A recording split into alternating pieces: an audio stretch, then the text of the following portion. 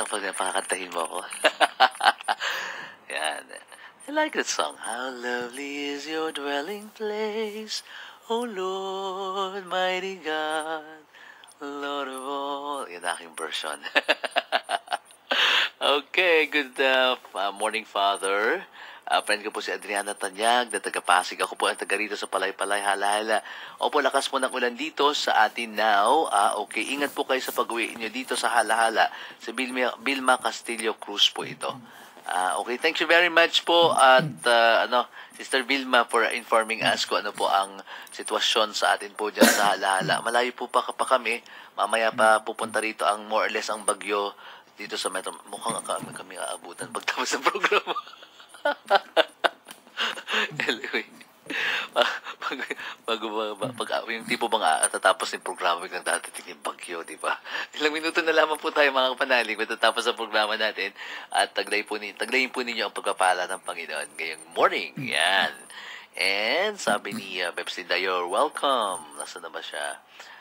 Thank you po very much for of the power of the word. My age, may apo heard your reading my text. Talaga, she's Jody. Ka-birthday niyo po. Uy, talaga, June 13. Yan. Happy birthday. Jody, magandang umaga po sa inyo. Nakikinig ka pa, gising pa si po mo na narinig daw. Thank you, parents. Thank you so much for listening. Yan. Salamat po, Father, sa pagbasa. Nakakaano ka naman pala, Joseph, ha? Diretso.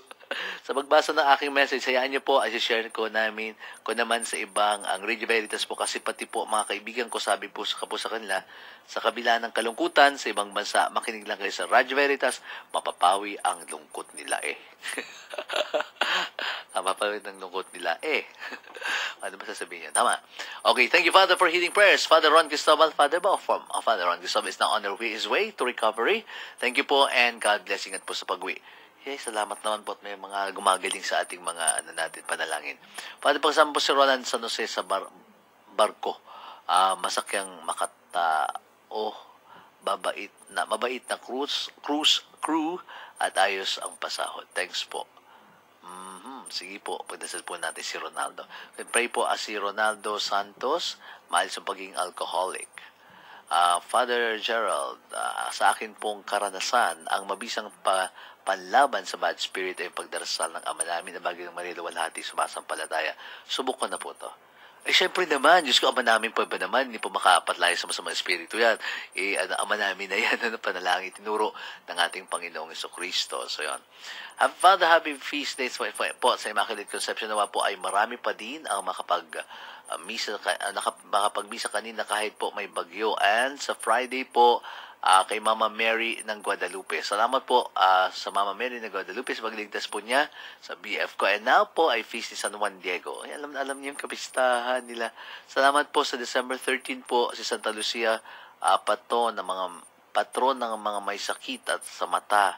At kay Father Arnold Layok po sa parokya niya, happy feast day po mula po kay Mayo. Akala ko naman kasama si Father Arnold Layok sa mga patron.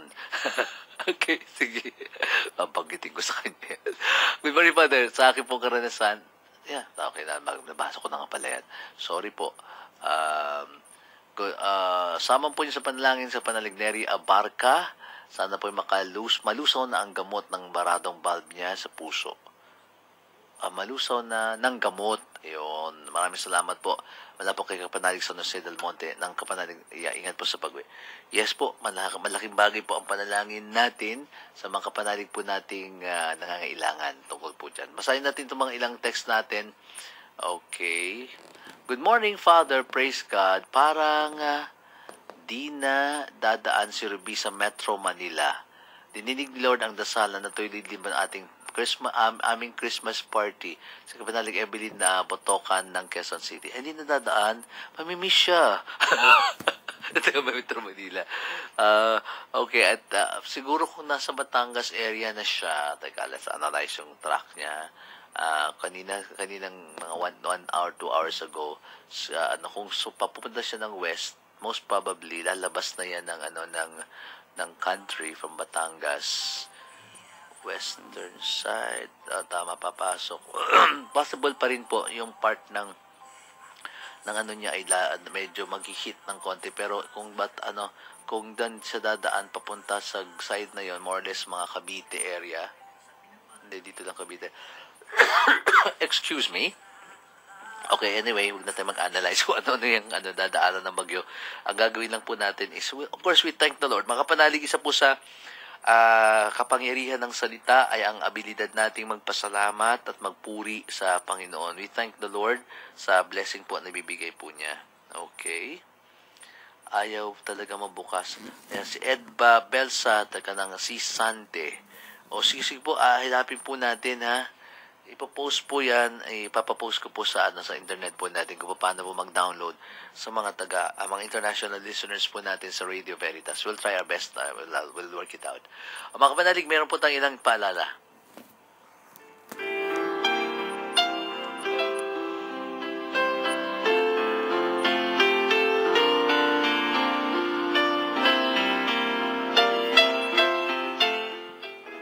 Dakilang kapistahan ng Immaculada Concepcion. Si Maria ay nanatiling dalisay mula sa sinapupunan ng kanyang ina na si Santa Ana, batay sa dogma ng Simbahang Katolika bilang merito sa